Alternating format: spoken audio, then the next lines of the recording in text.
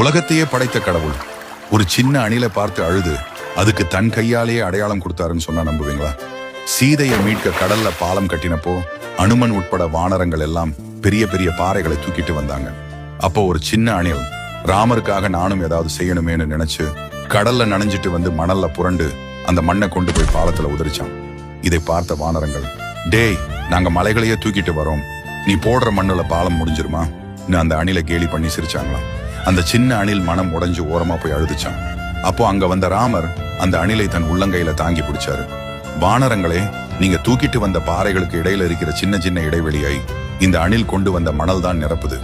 என் மேல இருக்கிற அன்பால இது செய்யற உதவி உங்க மலைக்கு சமம் சொல்லி கண் கலங்கினாராம். அப்படியே அந்த அணிலோட முதுகுல ராமர் பாசமா வருடி கொடுத்தாரு. ராமர் வருடின அந்த 3 விரல் தடம் தான் இன்னைக்கும் எல்லா அணில் முதுகுலையும் 3 கோடுகளா இருக்கு. கடவுள் நம்ம கிட்ட எதிர்பார்க்கிறது பணமோ பலமோ இல்ல, உண்மையான அன்பு மட்டும்தான். நம்ம கண் முன்னாடி சுத்துற இந்த அணில்களே சாட்சி. ராமரின் அன்பு உங்களுக்கு கிடைக்க மறக்காம ஜெய் ஸ்ரீராம்னு கமெண்ட் பண்ணுங்க. இது போன்ற நெகிழ்ச்சியான வரலாறுகளுக்கு மறக்காம சப்ஸ்கிரைப் பண்ணுங்க.